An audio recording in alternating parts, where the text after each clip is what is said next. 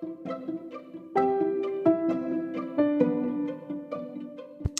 is the Milo Sweet podcast where you learn to be resourceful, find quick and clever ways to overcome life's challenges. And guess what? Achieve more with less. Use what you have to get where you're trying to go. Learn to do difficult. And for excuses, get rid of them. I mean, all of them. They're dead to me. Let's go.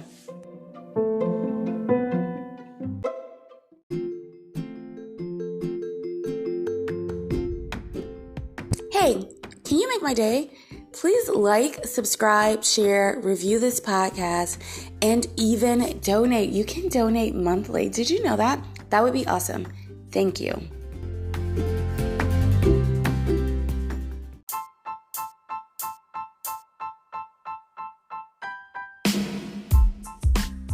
Hi.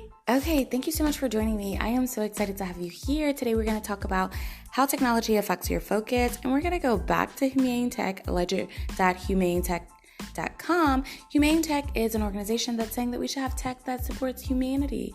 It's from an ex-Google worker, I think, or engineer, and they are like an organization that's behind the movie The Social Dilemma from Netflix. They are advocating for you to kind of quit social media. What's interesting, they're still on social media. We're going to get into that in a different episode. However, I will say that I've been off social media for 8 to 9, 10 years. I was back on it in 2020 and I decided to get off because I noticed instantly the effect. You know what it's like deciding to eat veggies and drink water for 8 years and then all of a sudden saying, you know what, I'm just going to eat Twinkies, and you feel it. The first couple days are fun, but after a while you're like, why don't I want to do anything? That's exactly what it's like. Okay, attention and cognition. So the first thing we covered was I gave a little bit of how social media affects you and all the different factoids. And then I gave a little synopsis of the first thing they talk about, which was making sense of the world. That is a previous episode. If you kind of want to follow me through these, you want to go back and look at social media episodes. No, they're not labeled. You can kind of figure it out. Just look through them. They're pretty recent. What? You wanted me to do that? I want you to do it. Just put a little time, extra work in, because it's worth it for you. Okay, so we have these big goals. I think about big goals and our thought patterns and where we want to be. And I know a lot of you guys love social media, perhaps addicted to social media. You need social media. It's for your business, for this, whatever it is. I think the truth is you still have to examine how and when you use it, and also examine how does it affect you? What does it make you look like? What are your roles, relationships, goals, distractions? How does it affect your brain? Because guess what? All of those things matter. It's an opportunity cost. So yes, it is important. I would say the truth is if I actually went back to social media, which I don't know, at this point, I'm really trying very hard to not have anything to do with social media, but I will tell you it's very, very challenging. I am on a journey this year to figure it out because COVID has presented some unique challenges. So if I can figure it out, I'll be more than happy to share, partially for free and probably for a little bit of a fee, F-E-E, remove the R. All right. So why is this important? I think it's important because a lot of things affect us in ways we don't even understand. Why is it difficult? Because we don't want to give up things we like, things that are helpful, things that are convenient, things that have perceived value, or maybe it just makes you look a certain way. It's fun, it's cool, it's not a big deal, it's just entertainment. Whatever reason you want to use, it still affects you. It does. Hey, I snorted some Coke for entertainment. Does it still affect you? Yeah, it does. Okay. Shall I say more? I was going to say Mo. That was a little bit of my South Side from Chicago coming through, but I'm going to retain her for now.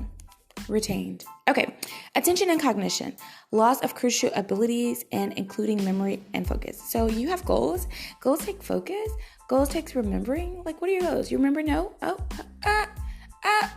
Okay. You're like, no, I really just have a focus problem in general. Sure you do. No, I'm just kidding. You might. But this is one of the things that social media affects, and you can put it any way you like. If you're, let me explain. Okay, so there's levels to this. You're the user, then social media is controlling you. So that's the next level. Bottom, user.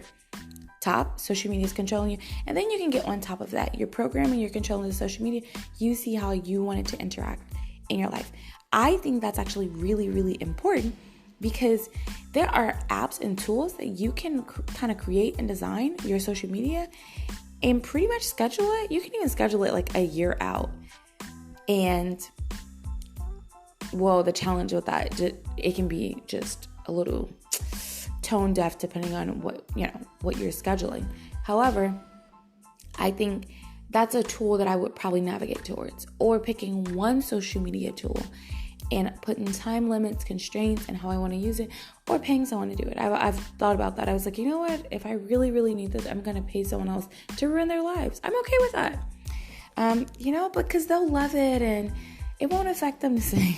Whatever reason you use to wrap your head around it, it still affects you. Okay.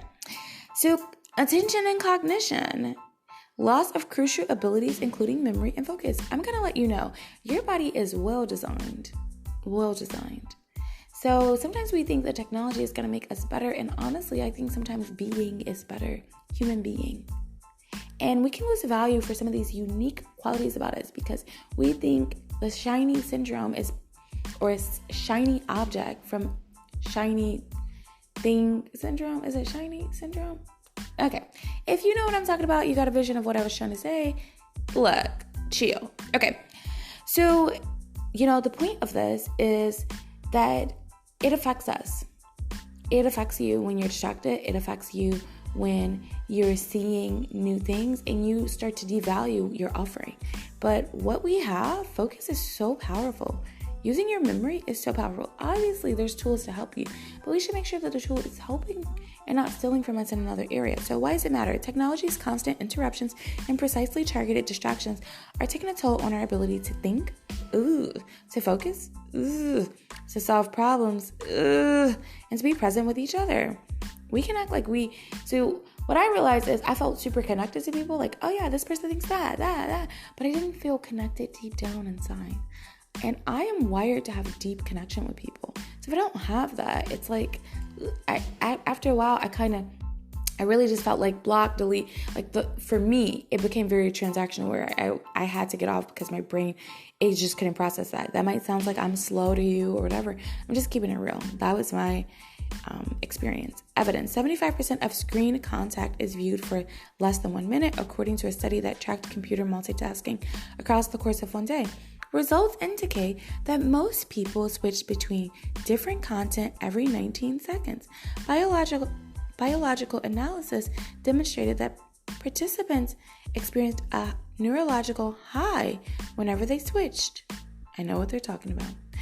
Explaining why we feel driven to keep switching and underscoring how human biology makes us vulnerable to being manipulated by attention attractive economies.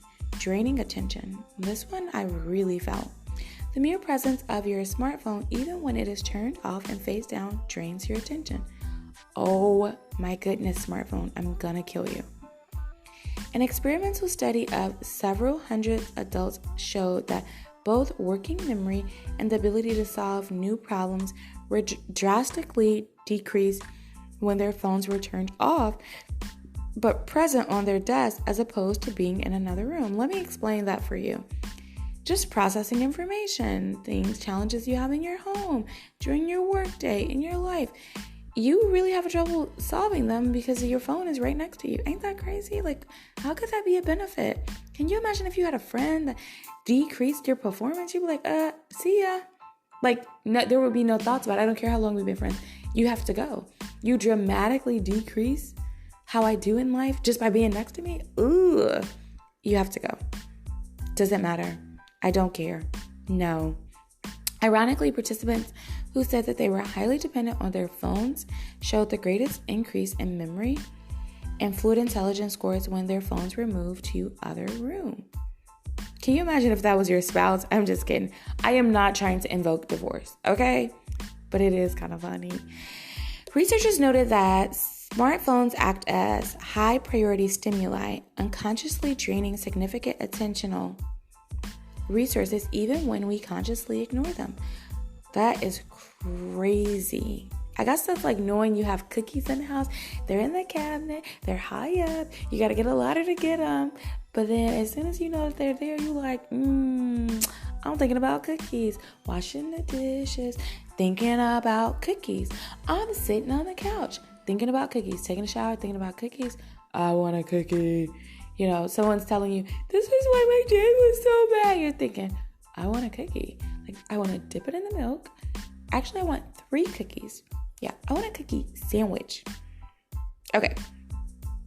So it says 1 hour per day is the amount of time most Americans spend dealing with distractions and then getting focused and back on track each day, which comes to a grand total of 5 weeks in a year.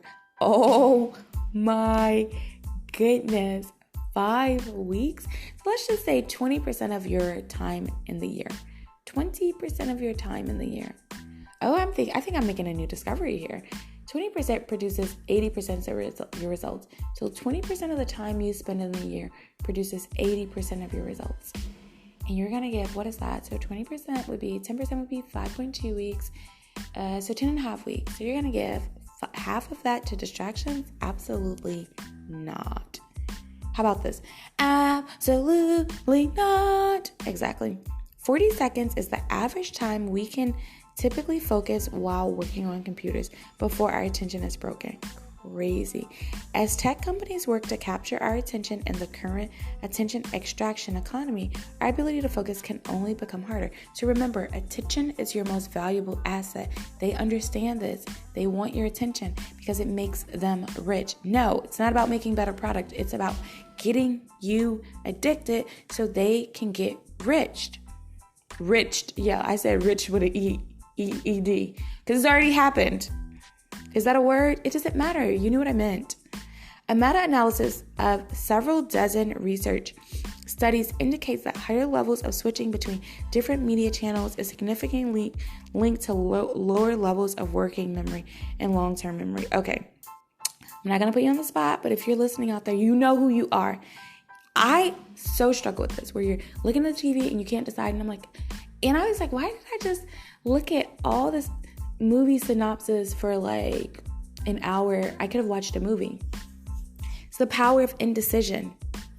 So the power of focus keeps you decided. The power of indecision keeps you undecided. But guess what? It drains you as if you made a decision, because your decision was to stay in limbo. Isn't that a crazy thing? It's just like being on the hamster wheel, and the hamster never notices that it's on the wheel and it's exerting all this energy, and it eats and it drinks its water and it gets back on the wheel and it gets super stinky. You guys have listened to a previous podcast. For some reason, I don't understand how this small little animal gets so stinky, and then how people that live with it don't know. You know, you have one. Okay, well, at least you know. I think you should just invite people over and be like, look, I got a hamster. Then I'm like, cool, I know. And there's not enough Febreze that's going to take care of that. That hamster has to live outside. It's just, I have a hard time. Also, I don't like hamsters. Did I say that? I don't know. They're kind of creepy. I just feel like they can get in places I can't go. They can be hiding in places I don't know. Okay, so my true motive. Okay. So basically, all the indecision makes your brain work less. Oh my gosh, this is horrible. I wonder if they're going to come up with a study and say, and this is where Alzheimer's comes from. Given the current extractive attention economy, this is an economy. Your attention is an economy. Let's change that around. Your attention can be your economy. Okay, you can make money off of where you spend your attention. You can get value off where you spend your attention. Take money out of it for a second. You can have a more fulfilling life where you enjoy life. I know people are like, my husband don't want to. You ever get a room full of women? I promise you, it's complaint after complaint of their husbands. And I think sometimes, first off, are they in a room full of men saying the same thing about you? I kind of want to know what they say to balance this conversation out. 1, 2, I realize that sometimes it's how you see a story. Sometimes I hear it and I'm like, I don't see what's wrong. It just sounds like a person. It's like, did you not know? We're humans. We're not going to always vibe and, agree on everything. And maybe it's that stigma that makes you feel like you have to do that, And then sometimes if you are not focused and you have a relationship and your focus isn't to make it work and to do things better, you honestly might be in limbo and you're participating, right? Now, I'm not talking about every scenario, every marriage. Obviously, that would be insane because every marriage and every scenario has unique things that make it completely different. But just in general, if you get around a group of people and they're complaining, it's like, okay, are you that open to hearing the good news about it as well? Because just getting in a place, like if you need help, I'm not talking about if you need help or you're trying to figure out how to make something work. That's not what I'm talking about. That's, venting, getting it out, trying to figure out and brainstorm. But I'm just talking to where you become and you have the habit of complaining. You don't want to do anything about it. You don't want to fix anything. You don't want to be accountable. You don't want to do what you can to change what you can. You don't want to talk about it. You don't want to, even just the way you talk about people, it does matter. It does. There's certain words that people are like, or that's funny to other people that might not, so you have to take that with a grain of salt, but it does matter where you spend your attention. If you're spending your attention on how to tear down your economy, how to use your attention to tear down what you're building, you're just going to always build something and knock it down. You ever see a kid, they build a tower, it's not stable because they didn't know how to build the fundamentals to building. The heavy stuff on the bottom, they put the heavy Lego on top, the biggest Lego on top, it's not balanced. It falls. They don't understand. Yeah. It's because they're learning how to build. But if they pay attention to what's happening, they'll start to say, you ever see a kid figure it out? Oh, put the big Lego on the bottom. You're like, you know what? You're going to be something in life. I'm not sure what, but I just feel like sharing this moment with you, I have hope for you. I didn't before because you keep putting that big Lego. No, I'm just kidding.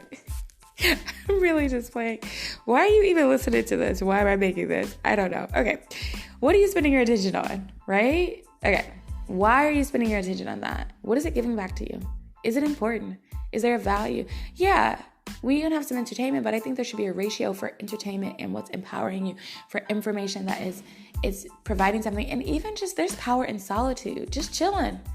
You ever just sit on the couch and do nothing? No TV? No phone, you just sit. Or if you have kids, you ever just sit and watch them? I don't know. That's like the most beautiful time in my day, in my life. Sometimes watching kids eat their favorite meal. Oh my goodness. I love it. I just love it. Because especially if you have a young kid, they don't care before they start caring about sauce on their face and stuff. If you cook something good, man, how they tear that food up is the biggest compliment they can give you. And it just fills your heart. They have to say nothing. They have to say, Mom, that was so good. And the same thing will happen if it's nasty. There's a time you can't fix a nasty food face on a kid. But paying attention, it's valuable. You build connections. Sometimes more is caught in just it's not even what you say. It's how you move, what you see, how you interact with your space.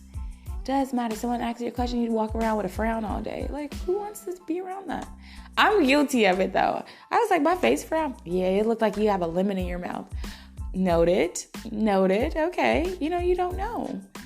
But there's an advantage to paying attention. And your attention is very valuable. Don't let people devalue it. Don't devalue yourself. All right. So if you want to share with me what you're spending your attention on, especially if you think I want to know it. If you don't think I want to know it, don't share it. Okay? Just work on it. Anchor.fm/The Mindful Sweet Podcast. If you think that there's somebody in your life that needs to know about their attention, what they're focusing on, and just have a candid conversation, send them this podcast. Be a good friend. What did I say? Yes, be a good friend. Friends don't let friends listen alone. Yeah, I meant that. That is all.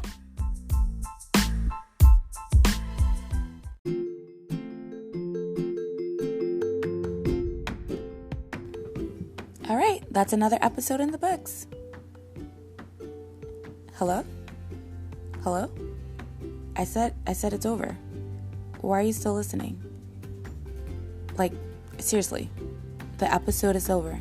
If you're still listening right now, you know what? You're probably a chronic procrastinator. Guess what? I'm still listening to. Come on, for real, seriously. We gotta go do something productive. No, like for real. No, for real. Okay, you can keep listening.